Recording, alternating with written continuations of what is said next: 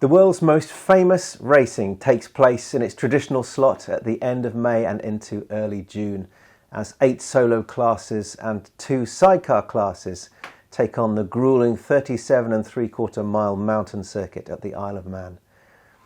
Qualifying begins on the 27th of May with the first race on the 1st of June, and then the Blue Ribbon event, the senior TT, taking place on the 8th of June. And each year, Mr. Burton, as the quality increases, so does the competition. We are here to go through the runners and riders ahead of the Isle of Man TT 2024.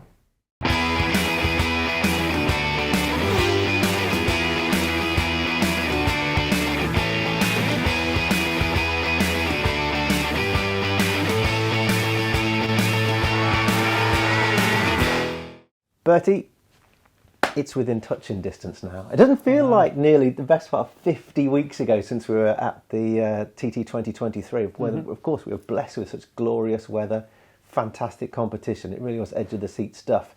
I am almost shaking with excitement. You in the same boat?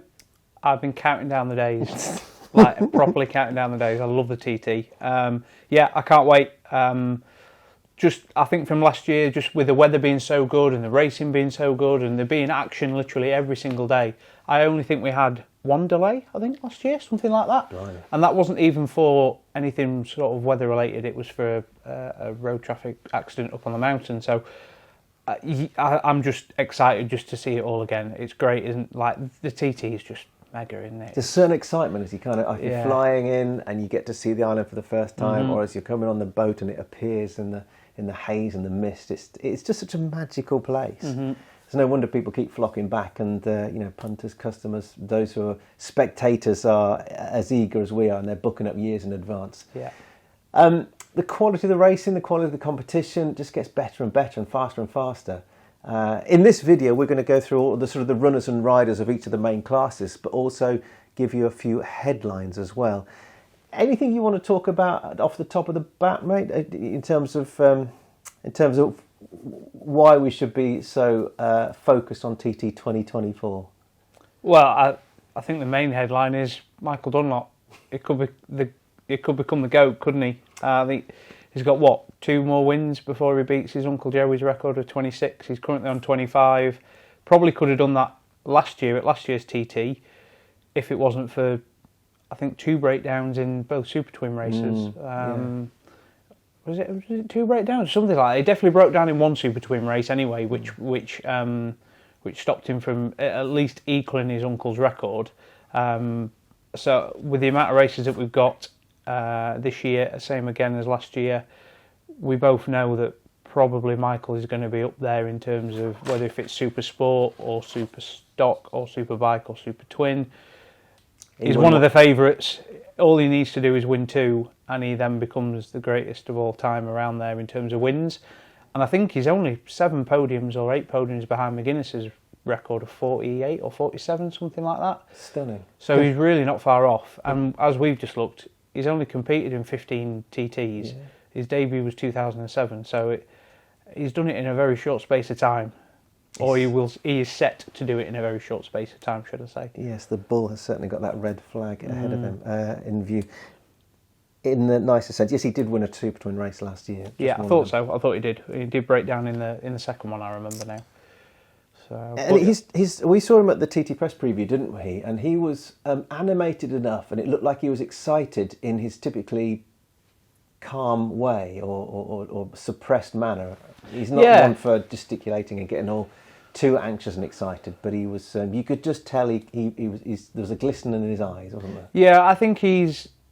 I don't know Michael well at all, but the bits that I know of him, I think he is. There is something in him that wants to be the greatest of all time. I think there is something lying deep down within him that wants to break his uncle's record and have that record for himself. And to be able to do it at just 35 years old is a pretty mean achievement if he does do it. But like you say, at the TT launch, he seemed very relaxed. He was laughing and joking on stage, and even just in and around the hotel where they base all the riders and stuff like that, he wasn't his normal self of keeping away from everyone. He was actually getting involved with people. He actually said hello to me, and which I was quite surprised at. Privilege. You never normally get that from Michael. So, but he's heading into this year's TT with a big achievement ahead of him, and I think everybody knows it's there. It's ready for him to do it. Do you think that he is the kind of guy to carry on, isn't he? So even if he does break it this year, and there's a fair chance he will, and he gets to the top of the charts, he's only 35, one assumes that he will want that Dunlop dynasty to remain at the top of that chart forevermore, or certainly for a long time into the future. He's the kind of guy who's going to carry on, isn't it? Like he's still going to have as much motivation if he does get to 27, 28, 29 wins this year. Do you know what? It wouldn't surprise me if he gets to 27, 28 or 29 and goes, do you know what? I'm over it. I'm done. I've done what I wanted to do. I broke the record. I broke my uncle's record. It's all mine now. I'm off. Because records are there to be broken. I don't think anybody ever thought that Joey's record was actually going to be broken. I think McGuinness at some point probably thought he might have a chance, but then obviously breaking his leg and then the COVID break and things like that really kind of scuppered that for John. Whereas now Michael's in the space, in the sort of zone where he can do it, and it wouldn't surprise me if he does walk away, but it wouldn't surprise me if he does carry on and goes to 35, 36, 37 wins. It wouldn't surprise me, but I think he's always that kind of person that said, I don't want to be riding when I'm in my mid-50s. Yeah, sure. Unlike someone, the national treasure, 52 and still going at it. Before we get to him, actually, speaking of McGuinness and Dunlop just there, part of the research I was doing ahead of this was to look at the amount of... McGuinness famously broke the 130 mile an hour lap record all those years ago, 17 years ago, in fact. And there's only been a further 25 riders. And I thought, gosh, that's actually not that many. There's a stat about those. There's been more people who've run 100 metres in less than 10 seconds than there have riders who've done it more than 130 mile an hour lap. Yeah. And then, of course, Michael Dunlop comes along and does it on a super sport bike last year. Yeah. I mean, what a remarkable achievement that is. You can't also forget Pete did 130 as well. Pete finished second in that second super sport race and did 130 mile an hour laps. So incredible. 2 men have done 130 mile an hour laps on super sport bikes, which is unbelievable. I do remember after Michael did that, John said the job is relatively scuppered now, because if he's doing 130 on a 600, the job is scuppered. That's mental. That is literally mental that he's done that. Imagine the strain on those engines. It's incredible. Yeah, unbelievable. And Hickey himself is on 13 wins, and there's every chance that given how good he is around the island on whatever machinery he seems to be riding, there's every chance that he could have 2 or 3 or 4 wins per year for the next 6 or 7 years, potentially. And we're hypothesising here. Yeah. And all of a sudden he'll be closing in on Michael Dunlop, and perhaps Dunlop might have that in the back of his mind, that he wants to stretch that. Yeah, potentially. That's like I say, I'm saying it tongue-in-cheek that Michael might get to 27 wins and then just go, you know what, time's time, I'm off, I've done what I want to do. But if you look at it now, with the calendar, with the race week, you've got 2 superbike races, obviously Superbike and Senior, you've got 2 super sport races, you've then got 2 super stock races, and you've got 2 super twin races. So essentially you've got 8 races there. If somebody has a great week, i.e. Peter Hickman, who is in every single race, he's got 20 wins there, essentially, if you look at it that way, near enough, give or take. So he's not far off then getting close to McGuinness and Joey's and Michael's win records. It's a tough one, really. It's a real tough one, but it's one of those things where you look at it and you go, well, Pete's got a great chance, Michael's got a great chance, even Dean's got a great chance with the amount of races now. You know, there are so many people that we will run down very soon and go through it all. Yeah, so we'll get to the sort of the starting list and those who are there to watch out for, really, in all of the classes, all of the solo classes, and we've got some thoughts about the sidecar guys as well. Speaking of lap records, Hickman's, of course, his 2018 lap record lasted for a lot longer than I thought it would last, and all of a sudden, boom, and he came and did it. He smashed through that, didn't he? 136, I've got it written down, 358. Yeah. On a stocker. On a stocker. On a stocker. It's remarkable. And bearing in mind, Pete rides the stocker the same as his superbike, the same as his BSB bike, with no electronics. He doesn't have traction control on his bike. He'd rather turn it off. He says the BMW engineers go mental at him for it, but he rides his BSB bike week in, week out, so there's no point in changing it. That's what he's used to. So bearing in mind he's done an average of 136.358 miles an hour on a stocker with no electronics. Scary. It is royally scary.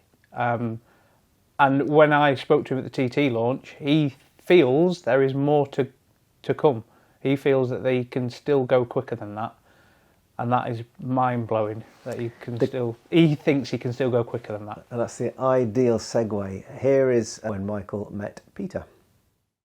Peter Hickman, welcome to Bennetts Bike Social. Thank you very much for joining us. TT 2024, just on the horizon, that's the reason why we're here. Chomping at the bit to get back. I mean, obviously looking outside the weather's not great, so it's not the nicest thing. Yeah, I'm glad we're not riding today. Well, we wouldn't be riding today. We wouldn't be riding anyway. But just how much are you looking forward to it after, obviously, what was last year an incredible TT for yourself? Yeah, really looking forward to it. Obviously, this is kind of the start, isn't it, for me?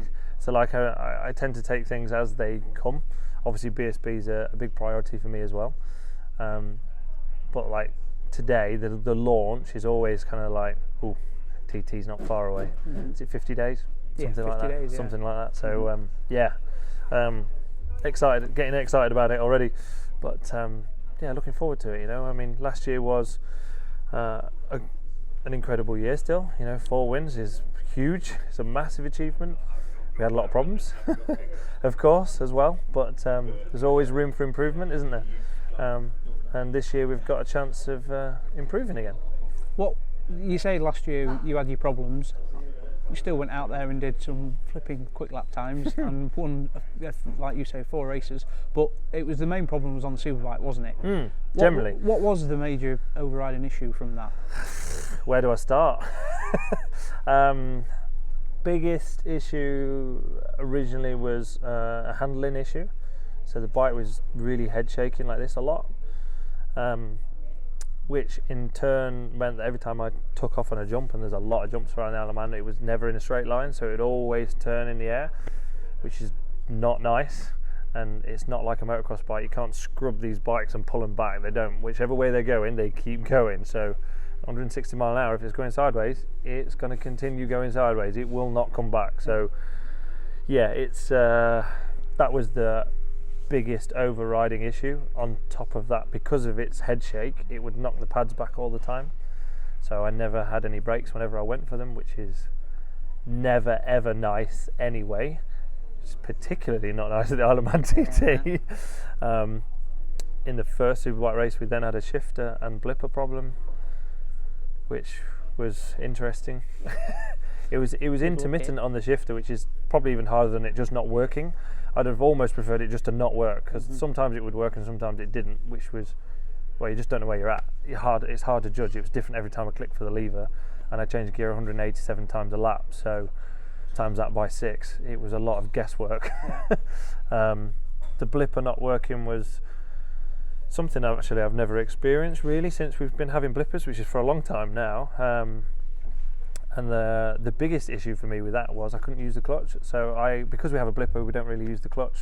I use the rear brake as a pull brake, where the clutch would normally be, and I have the clutch set really high because we don't use it. Once we set off, that's kind of it. So the problem with that was I couldn't actually reach the clutch to actually downshift, and it meant that I actually was manually blipping myself to downshift, which is fine. You can do it. It can be a little bit dangerous. You have to be super accurate, because if I get the blip slightly wrong to the left, it will go into a false neutral and you're in a world of trouble. And obviously I didn't know I had a blip problem until I got to Quarter Bridge for a start. I knew I had a shifter problem once I left the line, because I wouldn't even shift into second gear, which was not ideal. So I already thought, oh, this is going to be a long race. I've got a handling problem. I already know I've got no brake problem, and now I've got a shifter problem. And then by the time I got to Quarter Bridge, I went for the shifter and it went for the blip, and it didn't work. So. And you've got all that to think about whilst avoiding walls and potholes and 260 plus corners for an hour and 40 minutes. 260 corners a lap. to do 6 laps. But yeah, it was when I came out of Quarter Bridge on the first lap, I probably can't repeat the words that's in my head, but it was along the lines of, oh fuck, this is going to be a long race. Yeah. And but still to do that and to come away with the... Well, we finished second in that race, and we did a 35.4 on the last lap with all of them problems. And I think maybe a lot of people thought that I was bullshitting with them problems because I did that lap time. I did the lap time, whether they want to believe it or not. I had all them problems still. It was me adapting to the bike, which I think a lot of people probably would have given up, really, with all of that going on. Particularly, someone's coming through the wall. Particularly here, at short circuit, maybe you could kind of have a dig in and try and manage to the end of the race. Here's a different kettle of fish, isn't it? So, but I'm not a giving up sort of person, as you know yourself. I do know that. I can be quite bloody strong-minded if I want to be. And I suppose being strong-minded around here is quite key because you only get one crack of the whip. Yeah, absolutely. Every 12 months, and it's not like you say going to Alton Park. You get to go there twice a year. Go to Brands Hatch twice a year.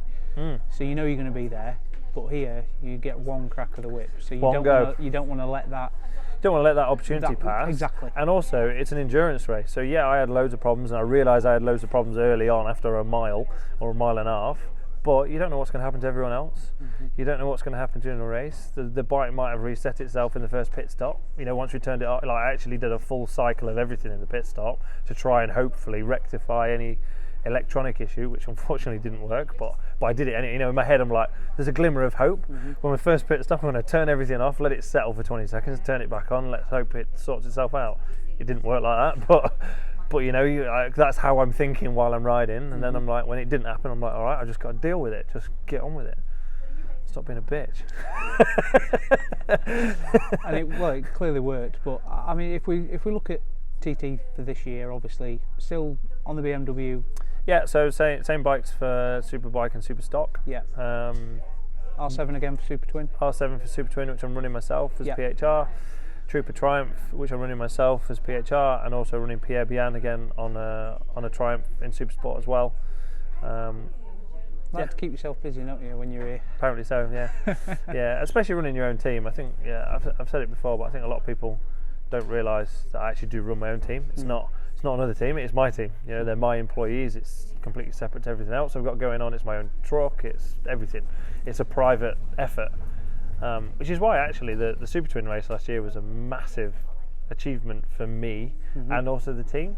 Not only did we win with our own bike, a bike that I own, we built as PHR, we ran it as PHR with my employees.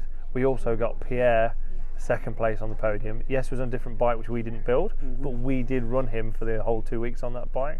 So it was a PHR 1-2. Not only did we win a race, we were actually 1-2 in that race. Yes, it's a war of attrition.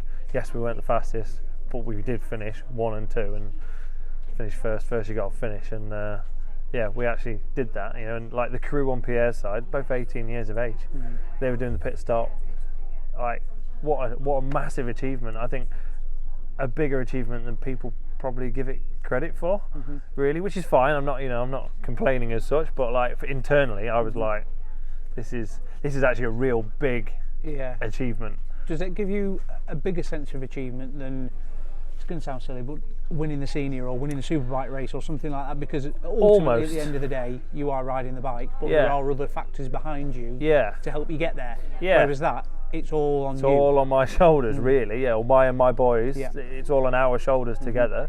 We are a team, but it's to a point. I don't know if you could say it is a bigger achievement, but it's a massive achievement. Like to finish is a big thing. Podium's another big thing. To win one's unreal, and to actually get 1-2 is there isn't many teams that have actually done that. So for me anyway, personally, it's something that I took as a massive sense of achievement. I know you don't get dragged into all of this stuff, but I've got to ask you the question anyway. Obviously, your main rival, Mr. Michael Dunlop, is 2 wins away from becoming greatest ever, the most goat, winningest, the GOAT, shall we say. How much extra motivation does that put in your mind to go, you know what, you're not having it. You are not going to be the greatest ever at this TT. I want to put the kibosh on that and stop you from doing that. Yeah. Does it give you an extra sense of motivation, or? I don't know if it's an extra sense of motivation for that reason. I don't think that's correct for me to say. Mm-hmm. Yeah, I want to beat him just as much as he wants to beat me, and every time we set off, I want to beat him. Like I want to beat everyone else. It's not just about him. I want to beat everyone. You know, I want that competitive spirit in me. I want to set off that line. I want to be first back and be like, "Come on then, boys. What else you got?" Because I'm still beating you. I want. Yeah, it's not about stopping him from getting to a certain goal or anything like that. I want to beat him regardless. Mm-hmm. Just like I want to beat everyone else. So I don't think there's any extra motivation from that point of view. But I just want to ask you the question as well. Obviously, it looks like he's going to be on a trumpet in Supersport. Yeah, most people probably don't know yet. Yeah. Well, he was testing it at Donington Park. He was. Raced it at Bishop's Court and stuff like that. Obviously, those engines have to come out of your little unit in They Louth. do. So it's a level playing field in that class. Is that good for you, knowing that? Personally, you're yes. You knowing that you yes, obviously, because the engines are coming out of your building, but in a race form, you're not looking at it going, well, actually, he was on an R6 and it might have been tuned the hell out of it, and I don't really know what's going on in there or whatever. Do you know what I mean? Well, at least now you know. Equal machinery. It's equal machinery. Yeah. It's on a level playing field in that class. Yeah, absolutely that, and it's something that me and Michael have actually not had a discussion about it. Yes, his engines have come out of my workshop. Mm-hmm. Because that's the contract I have with Triumph. You know, we build all Supersport engines for the next generation of class. So that doesn't matter if it's World Supersport with PTR or the WRP team, Daytona, IDM, British Supersport, TT, Northwest. We build all of them, and they have to be built to the same spec. And this is something that I reiterate. There's not just Michael. There's actually a few other riders on Triumph this year at TT, and all of their engines have come out of my workshop. And as I've said to all of them, like, your engine, it'll be the same as mine. Like, we cannot make it any different. It has to be, you know, the class spec is that. Mm-hmm. It has to be that, and we can't do it any other way. I can't make my engine better than theirs. I can't make theirs worse than mine. Like, but also from a personal point of view, I want them to be on the same as me, because I want to go, I've beaten you on the same kit. Mm-hmm. You know, that's just a personal thing. Forget business or anything like that. A personal point of view. I want to beat them on exactly the same machinery I've got. For me, that's more of a incentive for me to, you know, extra motivation. If they're all on the same kit, I'm like, yeah, bring it on. If we look at TT this year, for me, it's probably one of the, I say hotly contested. It's always fairly hotly contested, but you've got the likes of Hutchie back. You've got Michael on top form, yourself on top form. McGuinness looks as relaxed as he's ever been. Dean with a point to prove at Honda. James Hillier on a Honda. It looks like it's probably going to be one of the hardest TTs to win, shall we say, in recent years. Do you look at it that way as well? Because I suppose the last few years, I say the last few years, especially last year, it was yourself, Dean and Michael battling it out. Yeah. There wasn't really anyone in there pushing you. This year, there's a fair few in there, isn't there? Yeah, possibly so. I think it's, you know, there's actually a good few riders at TT at the minute, particularly that can win if they get everything right and on the day. And, you know, I think teams-wise and bikes-wise is probably the most competitive it's ever been. Yeah. Yeah, there's a lot can happen, isn't there? And it all just depends on the week and the day. And yeah, there's definitely a good chunk of riders that can actually win TTs at the minute. Even the ones that haven't won yet, you know, they're pretty damn close, and it doesn't take much for that all to change. You know, and everyone's doing this every year. It's all getting closer, and it's getting faster, but it's also getting closer. So yeah, it'll be interesting. I mean, you never really know till you turn up. But yeah, I guess we'll find out in 50 days. You say it's getting faster. I want to talk and ask about that lap from last year. It was with McGuinness earlier on, and he said you went past him like his words were fucking stood still, basically. And he said he saw you for 2 corners and you were gone. Just what were those feelings like on that lap doing the 136 on a stocker as well, not on a superbike, on a stocker? Yeah. What were your feelings like on there? Did you know you were I knew I was going in at for a that fast rate? lap, yeah, but I was just enjoying myself, to be honest. John was actually the only person I passed the entire lap, which is really unusual. I start number 10, so I'm normally passing a few people at some point. I quite like the fact that it was only John, because he's a good mate of mine, and I like the fact, like, me and John get on really well anyway. I know he's quite, I don't know if proud's the right word, but happy he was on, like, or involved in that lap, if that makes sense. But yeah, I was just enjoying myself. I had a big smile and a big grin on my head, and I was personally having a little bit of a play just to see where we'd end up. I've got a good idea where I think we can be if I really want to be, and Where is that then? it's for me to know and you to For maybe everybody find to out find one out day. in 50 days. If needed. Because you always say win at the slowest pace, but Yeah. you won that race at the quickest pace. I did, and there's lots of different reasons for it, but yeah, I was having a bit of fun anyway myself. I'm not going to say there was a point to prove, but maybe a little bit. Not that was necessarily at the forefront of my mind. I was just enjoying myself, and that bike, the stock bike, I got on with really well. I did 4 laps in practice on it. That was it, 4 or 5 maybe. That was it. Didn't do any more because it was so good. By Wednesday of practice week, night 3, I did 133 mile an hour on it and parked it and went, yeah, leave that alone. Some of it was because we were having trouble with the super bike, and super twin bike was obviously being a pain in the ass as well in practice week. So, but overall, I was kind of a bit like, yeah, that bike's good. I know what I can do with that. Let's just leave it alone, and then just raced it. And yeah, the bike's just good. Were you in that lap? Were you at the limit, or were the points of the circuit where you thought, actually, I maybe could have gone through there a little bit quicker, or Yeah, were you at the limit? there's a bit more in it, yeah, if needed. Really? I was pushing, but I was comfortable. I was just in my zone, in doing what, there's a limit, but then there's a comfortable limit. But then that's generally where the fast laps always come from anyway, when you're kind of in that little bit. There was a couple of places where I not pushed the envelope, but I did what I know is possible if I want to. Yeah. I've done it at various times over the years, so I kind of go, I can do that through there if I want to or needed to. There was a few places I did that with that bike on that lap, just because I could. Yeah, we ended up on 136.3. So was it nice to do it on a stocker, not on a superbike? Yeah, it doesn't really make any difference. Does it not bother? No, it doesn't. I think it probably blew people's minds more that it was on a stocker, more than my mind. Yeah. It blew their mind, and I think it had repercussions for different races afterwards. Even 90% of this is in your head, and that's for all of us.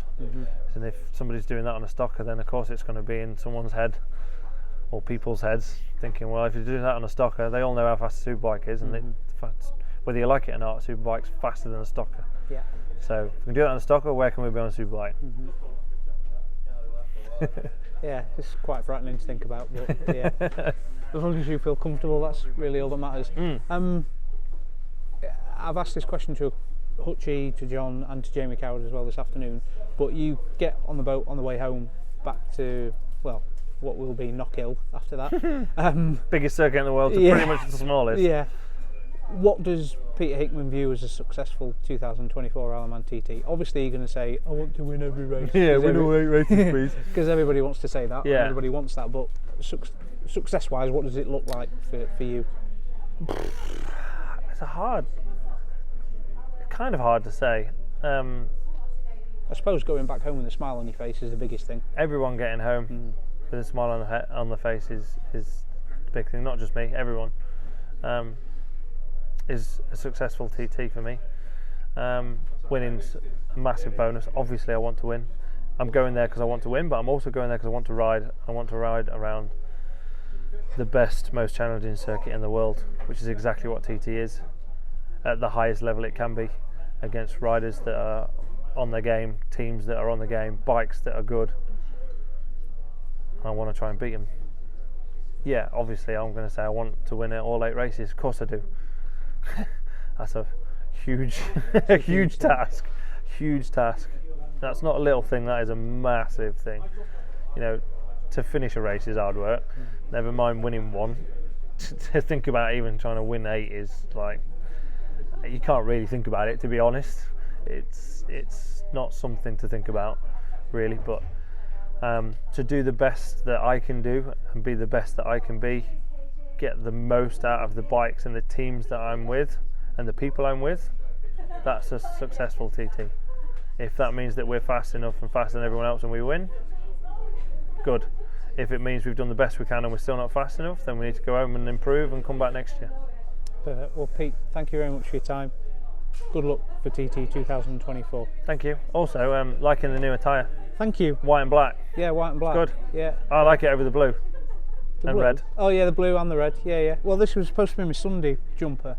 I like it was it. at Donington, and I threw it in the boot of the car, and then forgot to pack my red one, so I've ended up with white and black. It looks fresh. It's a bit Newcastle United as well. It is a bit, yeah. Which is what I like. Yeah, So. it's fresh though. I like it. It is. It is. It's good. Looks better now. I've lost a bit. Tell of the weight bosses as well. that be that I like it. While Hickey gets an incredible amount of applause and adulation for his performances, realistically, if you broke down what it is that he has done to get to be that fast and how much physical strain there is on the body for 6 laps, it's not like it's just a handful. It beggars belief, really. It almost makes me lose words. Anyway, we move on.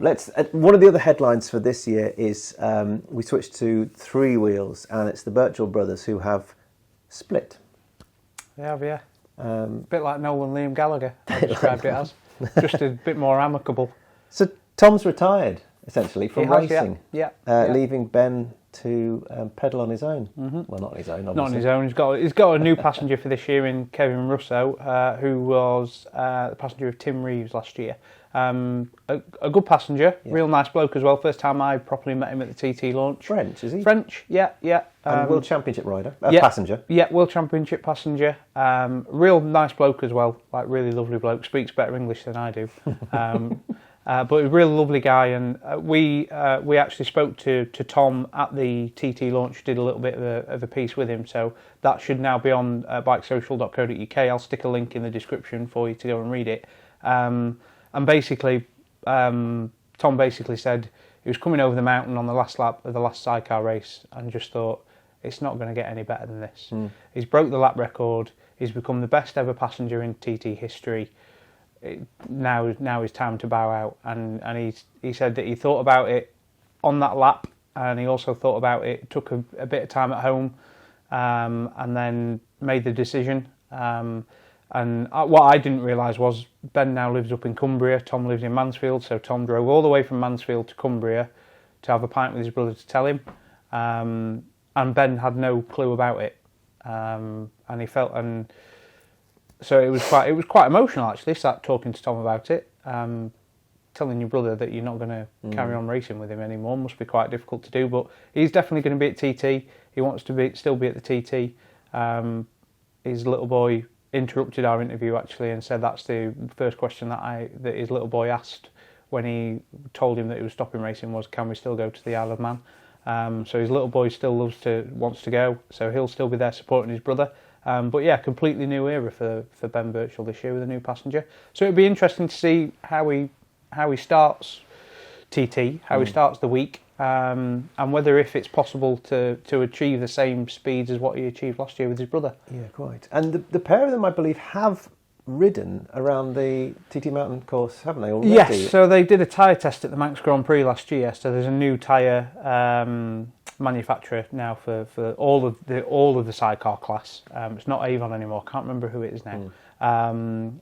But they did they basically ran around it last year together. They did the couple of tests there. I think there was about 3 or 4 evenings worth of a test. Tom was actually out injured. Whether if that was an injury or not, I'm not too sure, but I think he was actually out injured. I think he did have a bit of a bump after TT. And then Kevin stepped in. And I think Ben used that as not only a tyre test, but also as a passenger test to see whether if Kevin was up to scratch. And obviously he's passed the test and he's now his passenger for this year. So, And as just moving on, as we speak about one person retiring, as another person who's coming back, Mr. Ian Hutchinson. Yes, yeah, really nice to see. Obviously, Hutchie was out of action in 22 due to a stroke. I also did an interview with Hutchie over at the TT launch, so we'll put that link in the description as well, or it's up here somewhere over there for you to watch. Keep your COVID opinions to yourself. Ian thinks that his stroke came from his COVID jab, but keep your opinions to yourself on that one. But yeah, it's nice to see Ian back. He wanted to come back. He wanted to race in 22, and the ACU took his licence off him. And amazingly, I didn't realise until he told me, but the ACU didn't tell him that they'd taken his licence off him. He logged into his account, his ACU account, and it saw saying licence suspended. But he'd done track days. He felt fine. This is post-stroke, isn't it? This was post-stroke. This is last year. Yeah, this is last 23. Year. And he only got his licence back, I think, just a couple of weeks before the TT launch. So I think literally he was due to do a no limits endurance race at Snetterton, and he was setting off on the Friday, and he got his licence reinstated on the Monday. So that's how close it was, and he had to go and do a load of tests to prove that he could still, his eyesight was fine and that kind of thing. But it's lovely to see him back. I'm back with the Padgett's team as well. His home from home, isn't it, really? Of course, way back in 2010, he did five in a week with the same team. And they are on the Hondas again? Yeah. So is that the new Honda for this year? The new 2024 bike? Still remains to be seen. I would imagine they'll be on the 23 machine. They'll be on last year's machines, because only at the moment as we speak, as time of recording this before the Northwest, no customer teams have got access to the 24 blades. Only Honda Racing UK have. So whether if it remains to be seen. But Hutchie said in his interview, you don't need a full-on wheel superbike. You need a TT bike. And he said the people that know how to build a TT bike are the Padgett's team. They know exactly what you need. He puts all of his trust in Clive in the team. And he knows whatever Clive wheels out of that truck is going to be bang on for the job. So I would imagine that you'll see him on a 23 blade, because there's no point in running down on a brand new blade when you've not ridden it. So I would imagine it'd be a 23 blade and a brand new 600. Can one miss a year and still be competitive? Does it depend on who you are, I suppose? I think it depends on who you are, really. Yeah, I think it depends on who you are and your history around the Isle of Man. So obviously Hutchie's 16 wins, 5 in a week, the only man to do 5 in a week. So it'll be interesting to see how he performs on the first couple of nights of practice. It wouldn't surprise me if you see Hutchie on a podium at some point. It would not surprise me. He's the kind of man that is. I think he's desperate to prove to himself that he can still do it, if you know what I mean. Because obviously coming back from everything that he's come back from with his leg, and then to come back from the stroke, it would be, for me, it would be a miracle. Like if he gets on a podium, and it would not surprise me if he does. When we sat and interviewed him, you could just tell there was like something still in there that he still believes he can do it. And he wouldn't still be doing it if he didn't believe that, in my opinion. A very likeable man too. Talking of comebacks, it's not really much of a comeback, but John McGuinness comes back to the number 1 plate. Number 1, yeah, taking the number 1 plate again. Yeah, started at number 3 last year, and I think, I don't know, I might be wrong, but I think it feels like John prefers to be at number 1 than number 3. Starting off the race, it just feels right for John to start a TT race off at number 1. It felt so weird, him starting off at number 3 last year. I don't know why, it just felt, standing there watching it, you just felt wrong, John being off at 3. I don't know why, people might feel the same as me, but it is nice to see him back with that number 1 plate on. We say that Joey is the GOAT. Yes, Joey is the GOAT, but for me, McGuinness is probably the modern day GOAT at the minute, shall we say, for me anyway. So it is nice to see. And when we asked him why number 1, you back off at number 1, he just went, well, I got offered it. Why wouldn't I do it? And I thought, well, yeah, fair enough, yeah.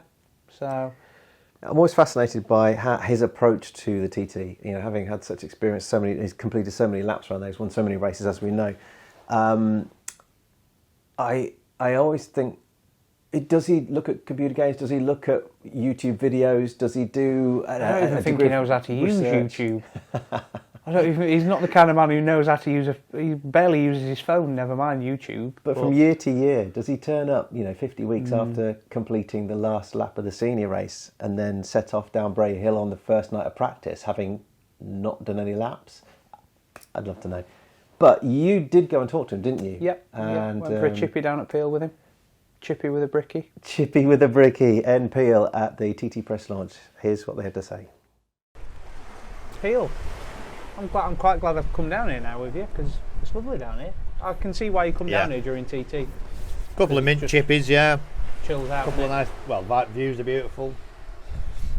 Davidson's ice cream behind us, so that's a iconic ice cream shop. Lovely little museum. Maybe go and have a look at it in a minute. A few little bikes in the museum around the corner. Yeah. Lifeboat hut over there to have a nosy out with the kids. Yeah, it's. I suppose it just takes your mind off. Yeah, we definitely always have a trip to Peel. Through TT fortnight if we can, yeah, definitely. A lot of family love coming here. Tide's right up at me normally. I'm gonna say, I hope we don't get wet. No, it's definitely spring tides in it at the minute. It's massive tides. For over 10 metres, so yeah. But no. So is this the best Like I say, to there's more. recommend to people? Well, I don't know. I mean, there's the sound. Sounds lovely. That Craig Niche. There's Castletown's lovely. They're all. You get your smoke kippers down here at Peel, but I don't know. There's so many nice places. This is just one of them. There's so much more to the Isle of Man than just the TT track. It's just a gem, innit? I mean, Peel Castle's just behind us in the background there. I mean, the remains of Peel Castle, beautiful. Normally a few seals scattered around, and normally a few people fishing on the harbour over there. So it's definitely takes your mind off the job for an hour or two when it's the stresses of the paddock.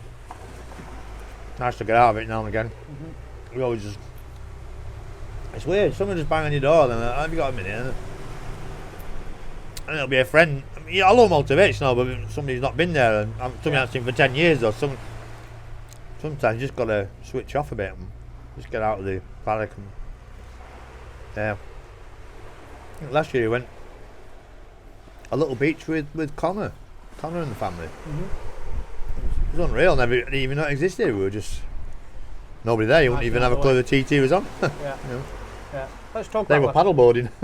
Let's talk about last year. Yeah. You seemed a lot more relaxed last year compared to 22. Did you enjoy last year? I enjoyed 2023. Really did. Really enjoyed it. I didn't. 2022. I didn't. I ran the 600 team. Was quite difficult. It wasn't.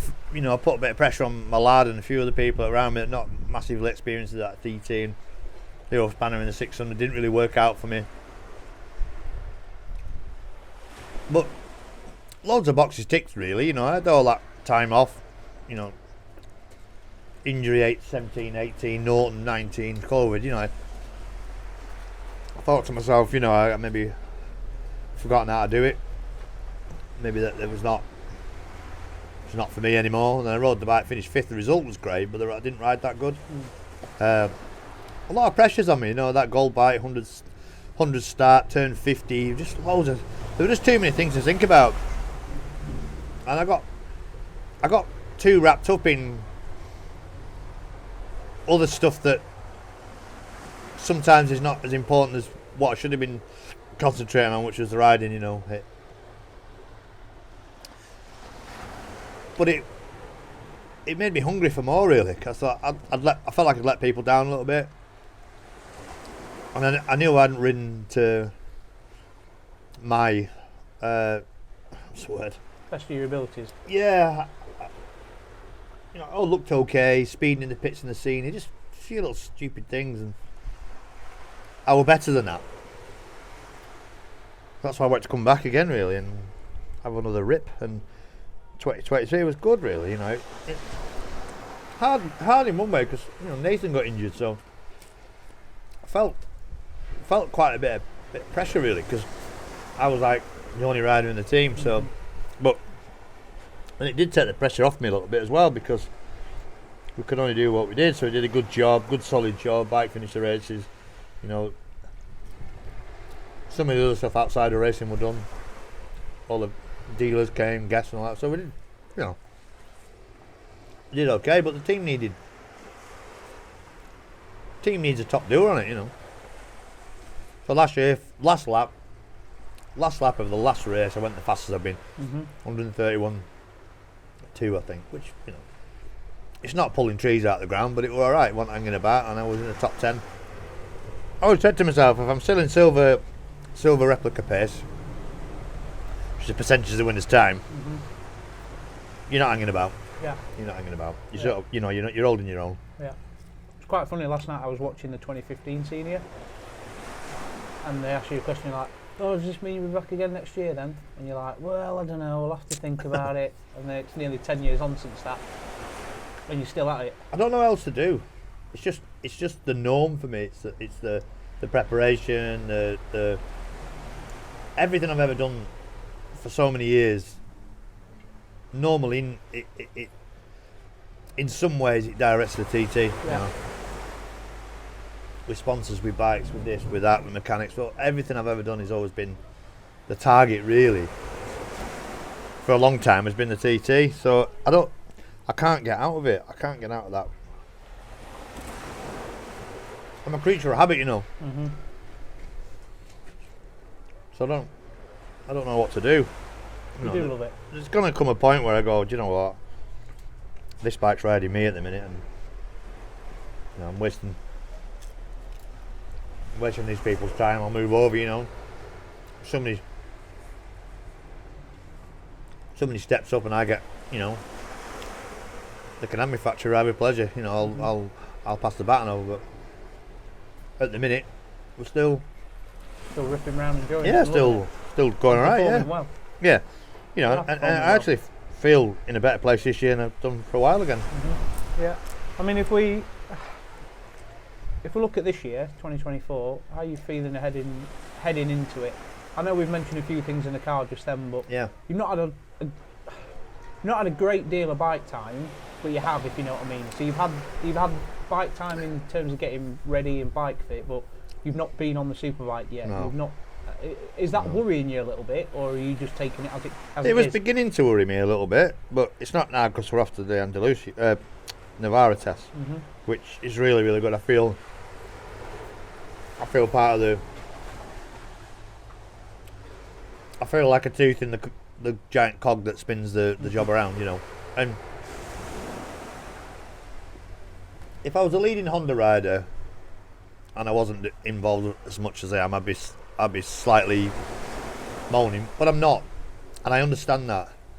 I understand all the emphasis is on Dean. You know, he's got to step it up now, and if Honda want to win a TT, it's on his shoulders. So if we were another year with the development of the bike, and there would be bikes for me to ride, but there isn't any bikes, there isn't any parts, there isn't any, you know, that's the bottom line. They can only do what they can do. Yeah, so the priority is get them lads on them, which I understand. But, you know, for me, I could have gone sulking, could have gone home and gone blah, blah, blah, blah, blah, but I didn't have gone, well, that's the way it is, let's get my old bike out. So I've been to Andalusia, I went to Estoril. And I chose to go to Portugal, really, to the test, which is classed with the BSB test. So, you know, but if I do 2 days on the superbike, or if I get 2 or 3 rides on it at Navarra in the BSB test, I'd do the BSB test at Ulton on my stocker, maybe do the BSB race on my old bike, and straight to Northwest. I'll be happy. I think I'll have done as much riding as I've ever done, really. You feel like you'd be up to speed? Yeah, I think so. Ahead of it. You know, for me, we've got great riders on it developing the 2024 bike. So all the feedback I'll get, it'll come down the line to when I get the bike. And genuinely, when I get on the bike, after a day, I'm going to be going as fast as I'm going to be going on it.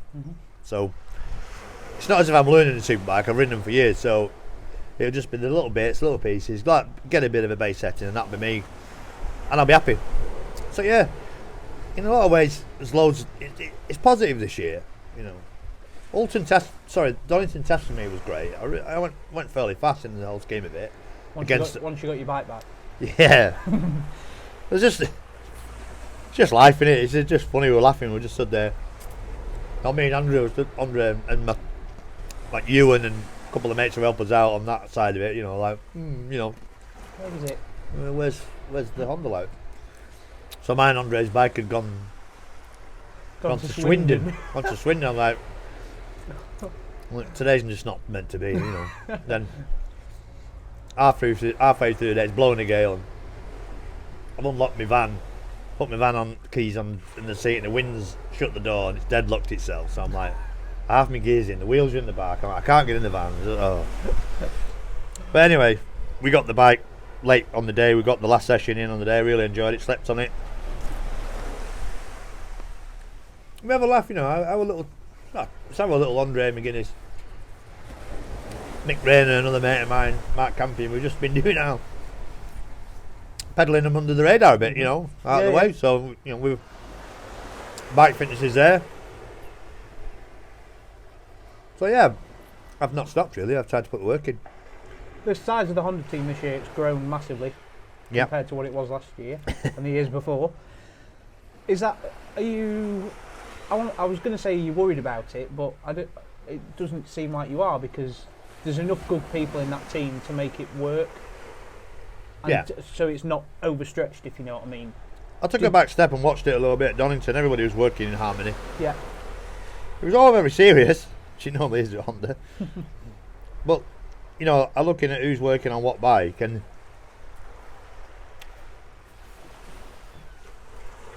you know, Matey's crew chief, Dean's crew chief's come from Crendon, the Hawk team. He's been around. I've worked with him before. Mm-hmm. When I rode the Hawk Kawasaki in 04, been around a long time. Mm-hmm. So there's loads of experienced guys in there. A couple of youngsters who have come through the Honda program, and they're good. You know, some good hands in there. I'm not worried. You know, I'm not worried. I mean, it's going to be hard. There's going to be crashes. There's going to be ups and downs. There's going to be, you know, some riders are going to be a bit more demanding than others. You know, I don't know how it all going to all pan out, but at the minute, it's, you know, with no tremors at the minute, it's all just nice and calm. I don't know how it's going to last that long, but for me, when I get to TT, I'll have some great guys around me who know it inside. I want to be at the TT for all the right reasons, and them boys are working hard, and I respect them, because you know they're here, they're away from the families, blah blah blah blah blah. You know, it's just must be tough for them. Must be hard work at times, but fair play to them, you know. And they've done a lot of work at Louth, and I think the package out of the box for all three to be in the top 10 at Donington, I think super encouraging. So yeah, I'm not worried. I mean, at the TT, what will be on the day. Mm-hmm. Yeah, my bike will be great. It'll be prepared great, and then it's down to you at the end of the day. It's up to me holding the handlebars, and you know whether they. Oh, what else happens? It's in the lap of the gods, but that's how John McGuinness works. Northwest boat. Northwest boat. Book the Northwest boat because I'm the most disorganised person in the world. I try and do it all on my own, get everything wrong. But I haven't booked the boats at Northwest.TT yet, so. Of course you haven't. And like, I think we've all got to go straight from Alton Park that you watch. I've been all boat now. I'll have to flipping go up to Stratton House or something crazy. But yeah, no, that's. Yeah, I don't have emails. I have alarms on my phone. Alarms on your phone, and you win to do it all for you, but he's not here. I looked at it yesterday. I by my calculations, it's your 28th year. Wow. Of the TT. Yeah. Bearing in mind, I was 2 years old at that junction when you started TT. But does it feel like your 28th year?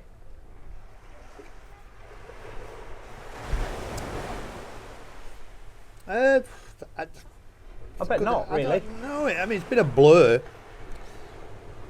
I was looking at that 100 start bike and you think, I remember that race. You know, they're out of your head at times, but when you look at a picture, boom, I'm straight back to that moment.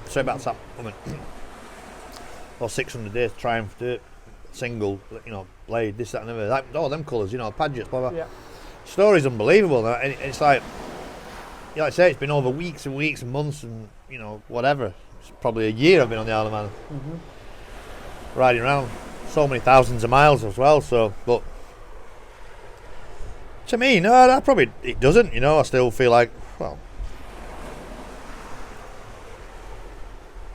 good question, mate. Is that the first time I've ever asked you a good question? I feel like it stumped No, you a little bit. you always ask me great questions. I feel dead relaxed with you, mate. We're all right. We're just having a chat, having chips on the beach. No pressure, but I think about things a lot. You know, I think about it makes me smile as well at times. You know, it makes me sad at times. I get emotional at times. I get flashbacks at times. I get some, you know, I've seen some horror stories around here as well. So, you know, I get some weird emotions about it. But it's an amazing journey. That 28 years of doing it. I know them starts. So no, I wish I could do it all again. I bet. You're going to hate me for asking this question because Question coming now. yeah. But what is it that keeps bringing you back to this place? Like, it's 28 years of doing it. Yeah. You've done it all. You've won it all. You've seen it all. You've got the T-shirt. Yeah. So why do you need to come back? Why do you need to do it still? Is it purely the love of Because it? I personally get satisfaction out of, like, watching Dean win this year's TT. Yeah. You know, for me, I've been part of that. I actually love riding all the new bikes, the new technology of the bikes. Yeah. I really enjoy riding that. One day we're not going to be able to do this, and it should be this fucking. I hope that's the day hell freezes over. So I still feel good. I'm a bit slightly embarrassed at times. So other people must think, what's he still doing it for? You know, you hear a few comments about people saying, "Oh, move over, give the bike to somebody else," all this crap. And I have second thoughts that maybe I should stop and, you know, give the bike to somebody else. But nobody deserves it yet. You know what I mean? That's right. You know, they've not. Yeah, if you're right. they come to me and start smashing 33s and 4s in all day long, then have me back. But they're not. So, yeah. A lot of people play golf, don't they, forever and ever? They do the same thing. The same 18 rounds of golf, or they play tennis and, you know, they do it for their own personal reasons. Drive a car, race a car, climb a wall. I mean, you think you get bored of playing darts, wouldn't you? Throwing 3 arrows at a board every bloody Well, you don't. 80 million times a day, but I'm playing snooker and that. We all do it while we can, and we're competitive and we enjoy it. And that's where I am at the minute. Yeah. In a lot of ways, I wish I didn't enjoy it, or I wish there was rules that you got to a certain age and they stopped you doing it. That decision's away from me, but I've got the final decision, you know. I think somebody wants to ask this question. But out of the 23 victories, and you might have already said it, but out of the 23 victories that you've had, Yeah. which is what's been the best? What do you look back on with the most fond memory? I'd imagine, would it be the 2015 senior? What do you reckon? Because everybody had written you off. I was watching that last night, and you say everybody's written me off, and they're right. John McGuinness as well. 2015 senior was great, but we slightly got robbed of a great race because Hutchie went straight on it at Signpost Corner. Bruce wasn't at his best. Michael Dunlop had an injury to crash in the first race, so I went really fast, and I went faster than everybody on the day and broke the hour lap record. It was great. Slightly tarnished with it being a 4-lap race, you know, but I shouldn't moan about that. You know, James Hamilton had that huge crash. You know, it was a career-ending injury. So, but there's one that 2013 was a good race for me when I beat Michael Dunlop.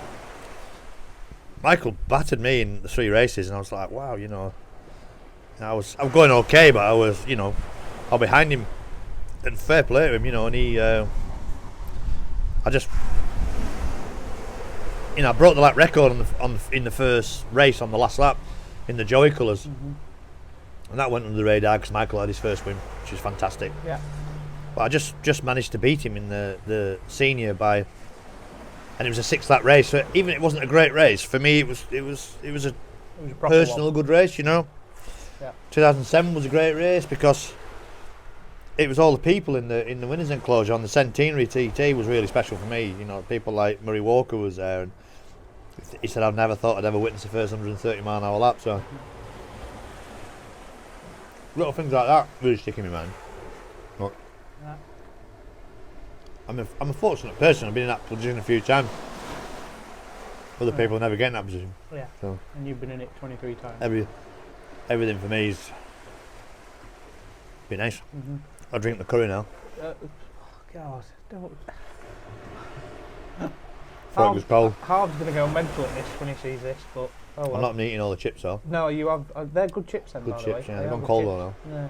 Well, I'm drinking the curry, fuck it. I was thinking about this when I drove around and had a lap the other day. Would there be anything that you would change about modern day TT now, like compared to what it was when you first started? Like morning practice, would you bring that back, or? The only thing I'd change it would be nice, but I understand why it doesn't happen, is the afternoon practice. Afternoon practice is way safer for everybody.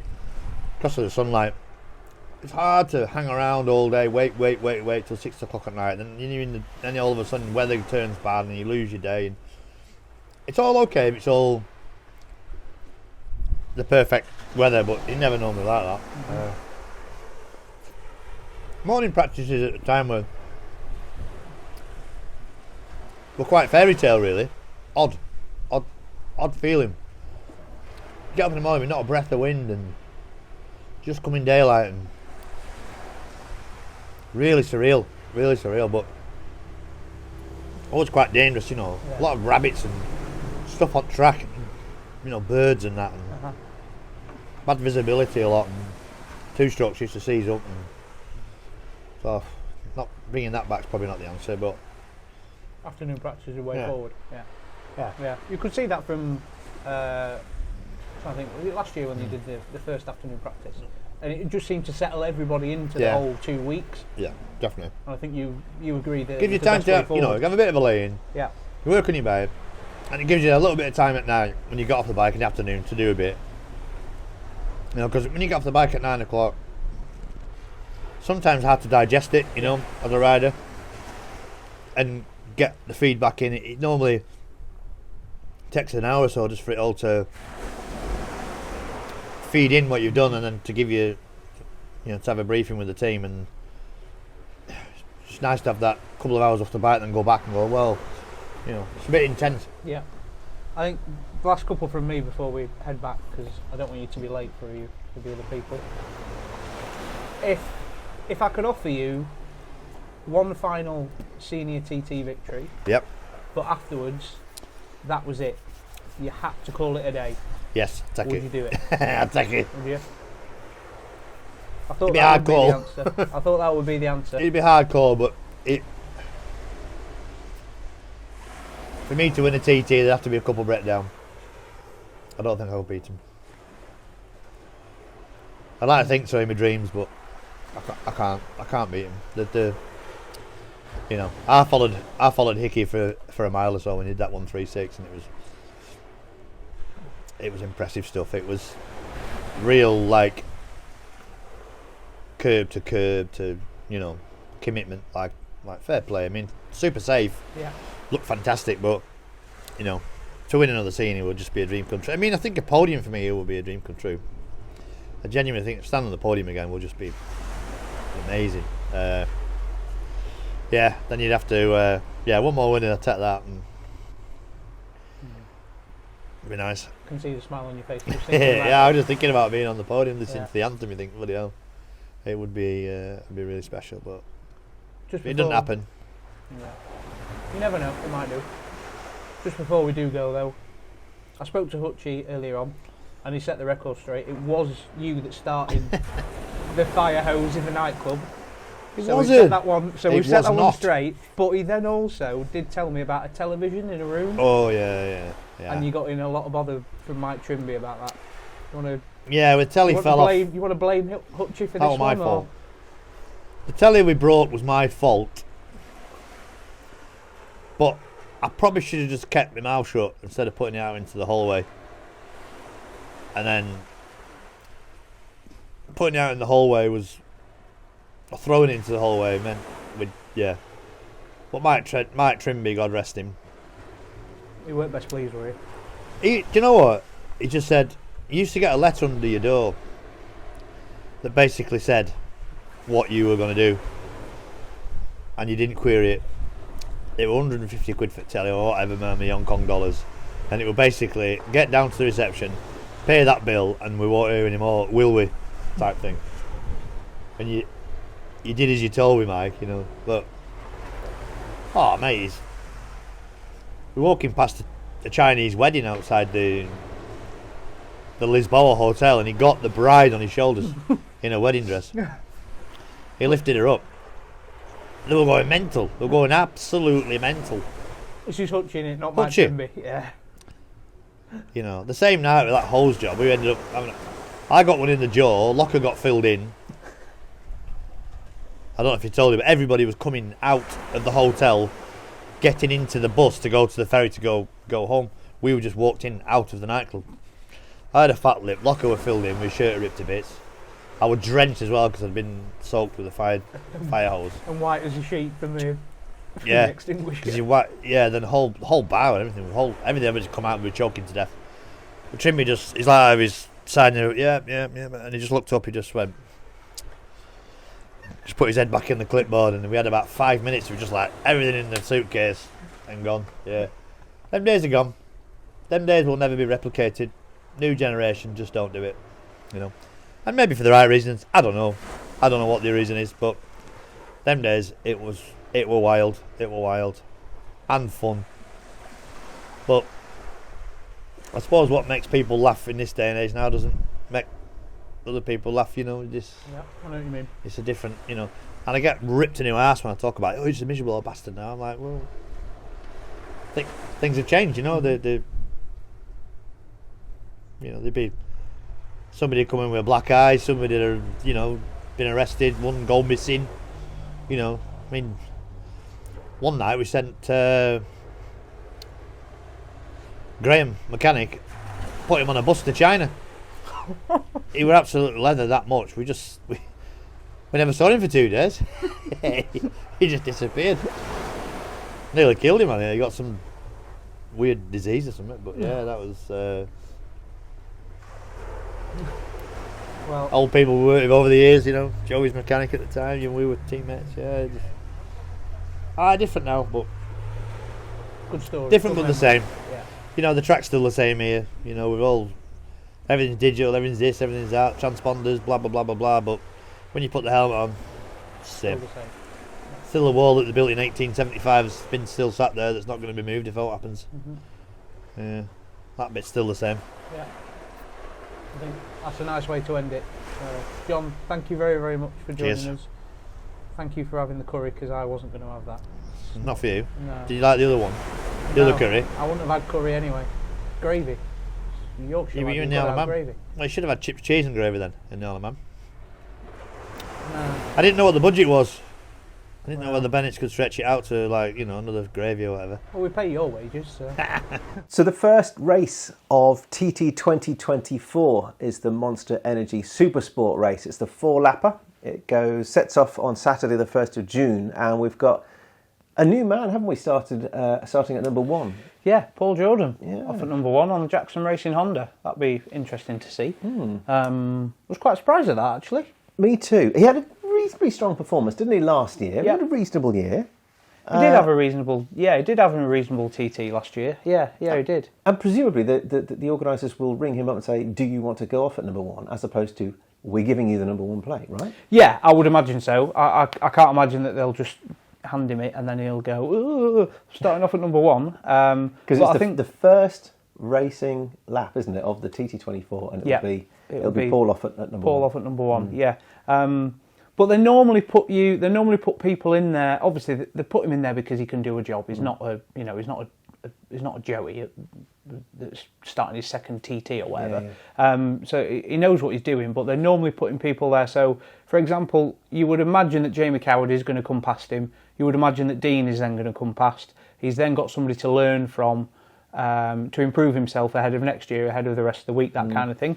But yeah, I was quite surprised to see Paul off at number 1. But it's nice to see. And we've got, and he's on a CBR 600, so that'll Yep. be the 2024 bike. Yeah. Followed by Jamie Coward, who moves from Yamaha to Triumph this He year. does. Yes, that's true. Yeah, that's correct. Yeah. Again, KTS Racing Team. A good 2023, didn't he? Real good 2023. Yeah. On all solo classes. Yeah, on also. Yeah, like just a real solid week for Jamie in 2023. Was close to a podium. Was pretty close to a podium. And in and around the right people. Do you know what I mean? So in 22 he started off number 12, and then the organisers bumped him right up to number 4. And we actually spoke to him at the TT launch, not for a video but for a written article which is online.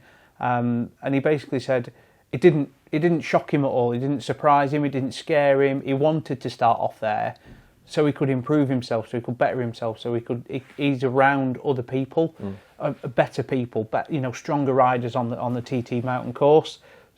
For example, your McGuinnesses, your Hickeys, your Dunlops, that kind of thing. They're all coming past him. And for me this year, I think you're going to see Jamie probably on a podium at some point, somewhere. Maybe in the Super Sport class, because he's had a lot of time on that bike now. So he's done, he did Navarra, BSB, so he did the test there. He also did the race weekend. I also believe he's also doing Alton Park test and BSB on that bike as well. And he's, for me, that's probably going to be one of his strongest classes, I would say. A likeable guy as well. Yeah, really lovely fella. He's got a lot of fans that came out of that TT documentary. Yeah, just a normal bloke. Do you know what I mean? The ground worker from Halifax. And there's a fellow Yorkshireman behind him, who of course now lives on the island. He does. He? Moved to Dean Laxey. Harrison. Yeah, Dean. So Dean's off at the number 3 in the Super Sport race on the new CBR 600. Be interesting to see, because I think the only real time he's had on that bike will be at the Northwest. I don't think he's definitely not had any time at BSB. Obviously they've got Jack Kennedy in that garage developing that bike, but it's completely different to developing a bike for short circuit than it is to the roads. So the first real time I think Dean's going to get on that is at the Northwest, so it'd be interesting to see how he gets on. He's going to be there or thereabouts. He was on the podium last year on a Kawasaki on a ZX6, a very old machine compared to what Michael Dunlop was on the R6 and Pete on the 765 Triumph. So you would imagine that Laxey resident now, Dean Harrison, is going to be pushing for a podium in Supersport. He's a local, they've all the support. He's a local man, he knows his way around there. Hutchie, he's won the Supersport race 7 times. Yeah, he's off 4. 5 Hillier. Yes, Hillier in at 5. He's actually back with Bournemouth Kawasaki for this year in Supersport. So they're building him as a 636 Kawasaki.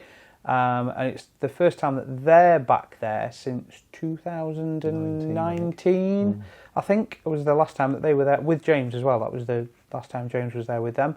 So that'd be nice to see. It will be nice to see the Bournemouth Kawasaki team back there. And then obviously the myth, the man, Mickey D off at 6. Amazing guy. He's on a current streak. He's won the last 4 races, the last 4 Supersport races. And he's on what is he riding? Well, this we don't know as officially. Of yet. We don't know right now. Right now, as of filming, which is 30th of April. The 30th of April, we officially do not know what Michael Dunlop is riding. However, in typical Michael Dunlop fashion, we do not know. However, he has been testing his Triumph 765. He raced it at one of the Irish races at the start of the year at Bishop's Court. So it looks highly likely that Michael will be on a Triumph for TT 2024, but it would not surprise me if his trusty R6 is in the back of the van, just in case, if he decides that he doesn't like it or something changes his mind and he wants to race his trusty R6. I don't know the official reasons as to why Michael's planning to move to a Triumph. I don't know if it's because he wants to try and get in Hickey's head and beat him on the same machinery and wipe the floor with him, as I will put in that in inverted commas, or whether if it's just a cost exercise. I think an engine now, a brand new engine for an R6 is about 16 grand. It's a lot of money.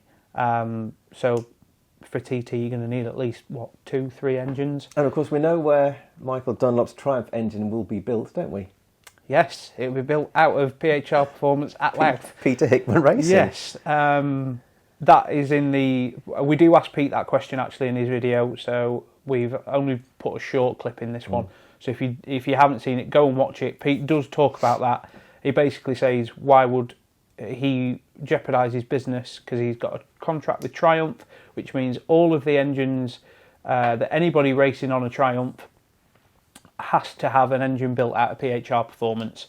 So why would he jeopardise his business and his contract with Triumph to build himself a better engine than everybody else? It's against the rules for one, and also he'd be losing out on a lot of money out of his Triumph contract. Quite. Josh Brooks is next up. Yep. He's not raced in Supersport since 2018, I think. But of course, he made a return to the TT last year, but on the big bikes. Yes, only on the big bike and also on the Super Twin. Yeah, he course. got a podium on the Super Twin. A little bit fortunate to get the podium, but to finish first, you've got to finish. And he finished, and it finished third. He's on the Russell Racing Yamaha, so that was the bike that Dean Harrison and James Hillier rode last year. Right. So Alistair Russell was a mechanic. Is a mechanic. He's been around the BSB paddock for a long, long time. Was a real trusted mechanic of William Dunlop years ago. Built a real good, solid motorbike. Does Alistair. And it wouldn't surprise me if you see Josh really pushing for a podium in that class, because it is a good bike.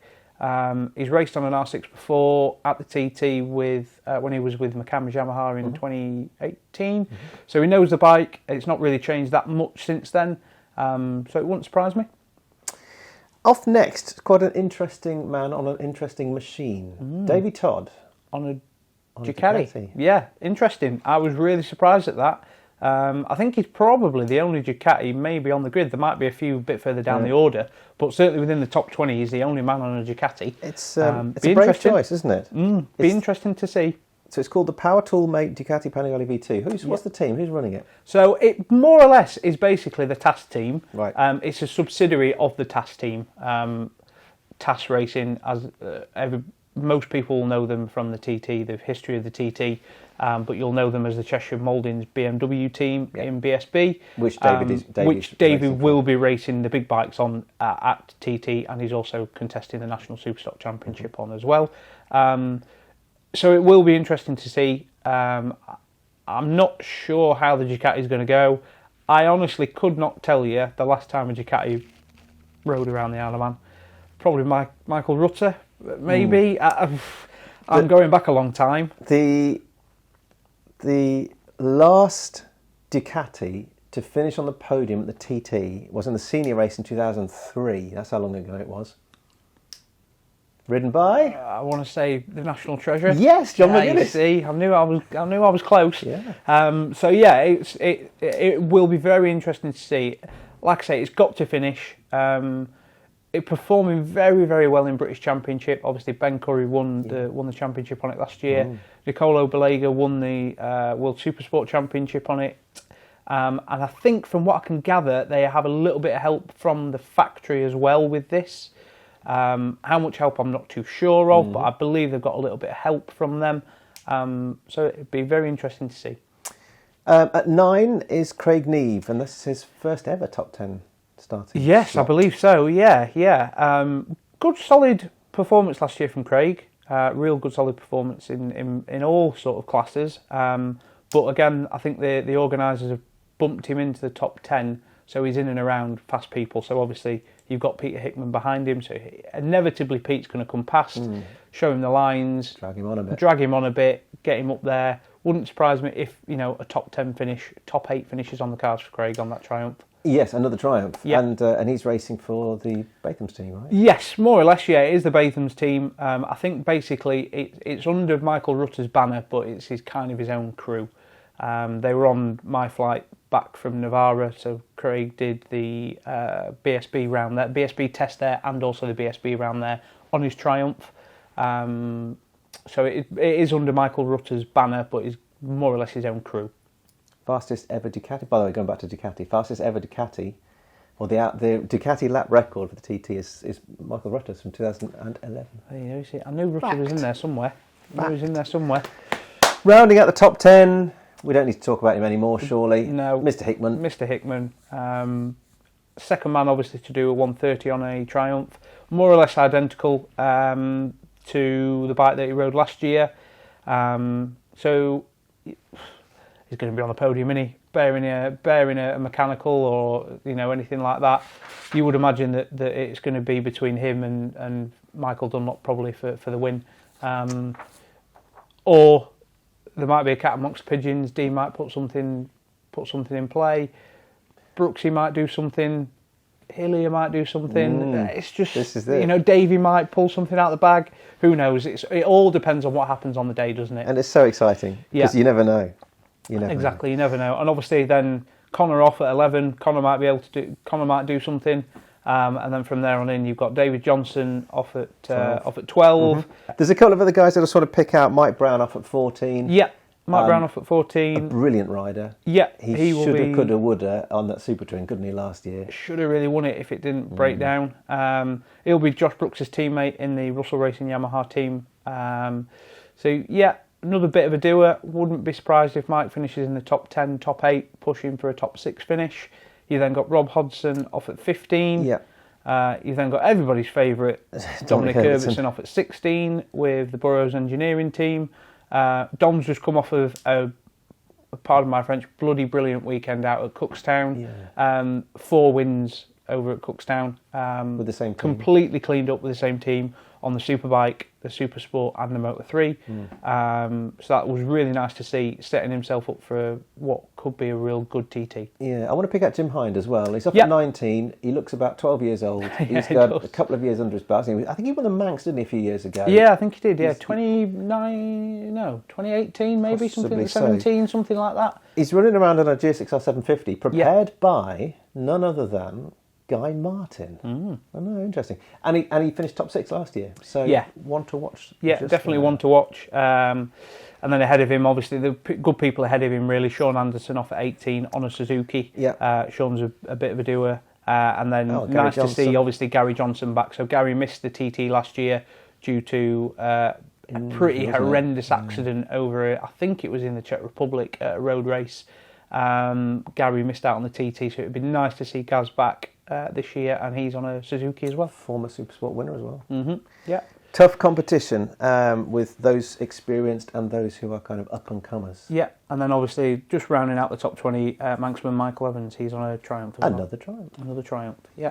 What are we moving on to next? Yeah, well, we'd go for the big bike, shall we? So the following day, the Sunday, the 2nd of June, we've got it's the RST Super Bike race, which used to be traditionally the first race of the TT Race Week at 6 laps. It's the only race on that Sunday, and the top 20 are the same, aren't they? So the seeded riders, all the top 20, are the same for the 2 super stock races, the senior and the super bike races. That's correct, yeah, more or less. And that means the aforementioned Mr. McGuinness goes off at number 1. National Treasure off at 1 on the Fireblade. Yeah. And he on the new Fireblade, of course. New one, He spent a bit of time on that new one now. He's kind of been here, there and everywhere on it. Yeah, he's had a couple of days out at Navarra on it. So John did 2.5 days at Navarra on Tommy's bike and I think on Dean's bike as well. Just flitted between the pair just to give a bit of feedback, get a bit of time under his belt on it as well, because he's had time on the stocker and on the road bike. He'd not had any time on the super bike until that day because he missed the Andalusia test because of the launch that you guys were on. So John's now had a bit of time on that. He'll also then have hopefully what he thinks is a bit of time on it before the Northwest at the Alton Park test. Obviously, we're filming this before that, so you'll know whether if he has had that or not when this comes out. So yeah, nasty John off at number 1. Depends to see what he will be able to do on the bike. But it would not surprise me if he's top 5. Is he going to push for a podium? I would love to see it. Everybody wants to see it. He's promised to do a naked streak down the prom if he does do it. No, you don't want to see that. Nobody wants to see that. But let's be fair, everybody wants to see John McGuinness back on a podium, don't they, at the TT? Definitely, yeah, a hero. Yeah. Off at 2, the bearded wonder, Jamie Coward. Yeah, he's on a Honda, same bike as basically as what he rode last year, so the KTS Racing Honda. That isn't a super bike, that is basically a hybrid between a stock and a super bike. Interesting. More or less. So he can run that bike in both super stock and super bike. Just with a tweak or two. Yeah, just with a couple of tweaks or two or whichever. But that's Privateer, the same bike. isn't he, ultimately? Ultimately, yeah, it's a private team. It's a really well-run private team, to be honest. They don't have all of these fancy bloody trucks and everything. They run out of a couple of vans with an awning off the side of it. It's just refreshing to look at. It's refreshing to see. So yeah, Jamie off at 2, and then Dean off at 3. Yeah, so another Honda. In fact, it's worth mentioning that top 10 of the top 15 bikes are Hondas. I mean, that's... I was coining it in, isn't he? Yeah, it's an interesting stat. Dean Harrison, yeah, so very competitive, very fast on the older Kawasaki from over the last few years. But now he gets full factory support. He gets a brand new Fireblade. Yeah. He's a very happy bunny. We spoke about him before. He's had plenty of time on the bike as well, hasn't he? Lots of time on this bike. For me now, Dean has got all of the chinks in his armour to go and properly throw everything at Michael Dunlop and Peter Hickman. I'm not saying that negatively against the Dow team, because they are a good run outfit, but there's everything there now for Dean. It's all down to Dean now, essentially, at the end of the day. He's got a brand new bike, brand new Fireblade. It's got the horsepower. You know that. Everybody knows that. He's just got to pull it all together. So I think the first couple of nights of practice, it'll be interesting to see how Dean performs. But from the start of the season, obviously he was 5th quickest at the BSB test at Donington Park. Had a little bit of a dramatic time out in Navarra, crashed a couple of times. Just not a solid weekend for him. But heading into TT, if he gets a strong Northwest under his belt, I could see him really pushing for a victory in the big bike class for sure. We've spoken about Hutchie at 4 already. Hutchie off at his normal 4. Which he prefers. Hillier at 5. Hillier at 5. WTF Racing. WTF Racing, yes, that's on a Honda. What the? We are the future, not right. what the... we are the future. There's a big backstory behind that one. It's basically, I think they're trying to do racing in an eco-friendly way. How you do that is completely beyond me, because it's the most un-eco-friendly sport known to man. They're probably riding around on electric scooters around the paddock. That's their way of getting around it. I think there's something to do with fuel as well in some way, shape or form. But it's basically a subsidiary of the OMG Racing Yamaha team in BSB. Because of their Yamaha contract, they weren't allowed to go to the TT on Yamahas, so they set up a subsidiary, as in WTF Racing, on a Honda for James to go and do that. Basically, James is going to be on a stock Fireblade again, like basically more or less the same as what Jamie Coward is. He's had a fair few days of testing on that, so he's done Navarra. He did 2.5 days out in Navarra on that. In fact, actually, he did more because he was allowed to do the Super Sport. He was allowed. He got special dispensation to run in the 2 Super Sport days as well. So he basically did Tuesday through to Friday. So that's what, 4 days, 4.5 days or whatever on that bike, on that TT bike. So he's had a lot of time on his belt under that. I think potentially going to be doing Alton Park test as well before going to the Northwest. I don't think he's doing the racing because he wants to just avoid any potential upsets before the Northwest, and then straight into TT. 6 is Dunlop, and of course, if he were to win the Super Sport race on Saturday, this could be the race, the Superbike race on the Sunday, where he... The big race. He becomes the champion. Again, officially, as we're sat here, we don't know what Michael Dunlop is running in that race. It's not been made official that he is running a Honda with Hawk Racing. But he is. But from what we can gather, Michael will be the same for the Superbike race anyway. He on the senior race, he will be with Stephen Stewart's Hickman's Hawk Racing team, same as last year, same bike, just Tried and tested. Tried and tested. He knows where he's at. Yeah, They know where he's at. Potentially got a big carrot dangling in front of him of becoming the GOAT on that day. Quite. Josh Brooks at 7. Yeah, Josh off at 7. Monster Energy BMW by FHO Racing, same again. And I believe full-on superbike this year. So Josh went back last year for the first time since 2018. The team only took his stocker, basically just so he could focus on one bike. That's all he had to ride. There was no flitting between superbike and super stock. This year, I think Josh wanted his superbike and also a super stock bike with them guys as well. So full-on superbike for Josh in super senior and superbike, and then obviously his stocker in the 2 stock races. And another BMW follows him 10 seconds later down the Glencrutchery Road. Yeah, David Todd on the Milwaukee BMW. Milwaukee BMW Motorrad, should I say. So basically, again, same bike as what he's going to be riding in BSB, just instead of it being blue, it's going to be red with Milwaukee on it. I think possibly it's again David's best chance now. He's had a couple of years with the Paget's team. Yes. Had a bit of a disaster in 23. Had a again bit of a disaster in 22. Did get a podium in 22 in the super stock race. So I think now we all know that the BMW's got the horsepower. We all know it can perform around the Isle of Man. Peter Hickman proves that. It's probably David's best chance. He's in a good team. It's only him in that team as well, so there's no teammate for other people to be looking at or whichever.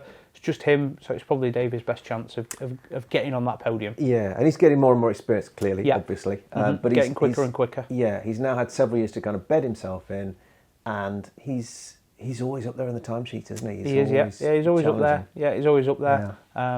Obviously, he's got Brooksy ahead of him to chase down, Michael Dunlop ahead of him to chase down, and inevitably the man at number 10 is probably going to catch him up at some point as well, so he's got him to follow and ride around with. But in between those two BMWs comes the Honda of Craig Neve. Yep, again, Honda of Craig Neve, Batham's Honda. Again, that's probably going to be the same as Hillier and Jamie Coward. It's probably going to be a super stock bike. So Craig's off at number 9. I think last year he was one of the only few men to join that 130 club. So I think him, Dom Herbertson and Rob Hodgson. Yeah, close to 131 in fact. Yeah, it was very close to a 131 was Craig. So it'd be nice to see him top 10 probably for Craig, I would imagine. And then obviously you've got your man, the man, Peter Hickman behind him starting 10. It's now a sort of customary position, isn't it, 10? He seems to like it. He does seem to like it. I think the TT want him to start higher up. He doesn't want to. He's happy at number 10. Really, it's best of both worlds. He's got the number 1 on the bike in some way, shape or form. Number 10. I don't really know why he likes starting 10. Because it's got a 1 in it? It's got a 1 in it, maybe. Yeah. I don't know. He's just had a load of luck from starting number 10. Maybe that's Who knows? He doesn't seem to mind getting through the traffic, though, no, does he? It really doesn't. Whether it really it's doesn't. Dangling the carrot, as you I think that's the thing. There's 9 people ahead of him to really hunt and chase down. So yeah, Pete off at 10. Maybe gives him the spur. You know what? He's won 10 of the last 13 big butt races. That's a stat. That is a 10 big of stat. the last 13. Yeah, and I think he's, other than, and obviously the only other people to do that are Dean and Michael Dunlop to beat him on that one. But yeah, probably he's probably going in as favourite, isn't he? Really, in the big bike races anyway. There's a few who are in the outside of the top 10. Connor Cummins, Manxman. Yeah, number 11, starting off at 11. He was fast last year, but then he had that. He was a bit poorly, wasn't it? At the same time. Yeah, So he ended up in hospital for a few nights, which was sad to see because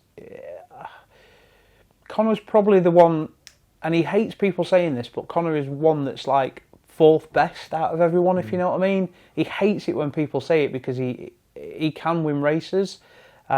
He just seems to not really have much luck. Like last year, started off quite well in practice week, then he got struck with a virus. I think his daughter brought it home, or his son brought it home from school, or something like that. He got struck down with a virus and then ended up in hospital for a few days. So it just set him on the back foot. Yeah. It would not surprise me if you see Connor pushing for a podium and pushing for a win. It really wouldn't surprise me because he's done the BSB tests. He's done a couple of no limits races as well to get himself up to speed. So yeah, it wouldn't surprise me if you see him up there. Local favourite, of course. Yeah, local man, local favourite, knows it better than anyone. Dave O'Johnson on a Kawasaki at 12. Yes, so that's Platinum Club Racing Kawasaki, but that's Lee Hardy Racing. So what everybody knows as Lee Hardy from BSB from last year and the years before, that's Dave O's team for this year. So Lee's pulled out of BSB for this year and focusing on TT. On the roads, yeah. They've got Kawasaki UK support. They are Kawasaki's official roads supported team. So it'd be interesting to see Dave-O whether if he's up there or not. Would imagine if it finishes the races, top 6 probably for Dave-O, top 10 at least. Good experience. Yeah. He's won a Manx race, hasn't he? He won a classic, I think classic TT and a few others. Been on the TT podium as well with Honda Racing back in 2018 maybe, 2018, 19, something like that. Started at 1 on the Norton, didn't he? Yes, started at 1. Started at 1 last year as well on the CL Fairburn Jackson Racing Honda last year. So he did. And then 13, big question mark. Lee Johnston, is he going to be there or is he not? We don't know. We want to see him there, but we're not too sure. Quite. And at 14, Michael Rutter, who defies age.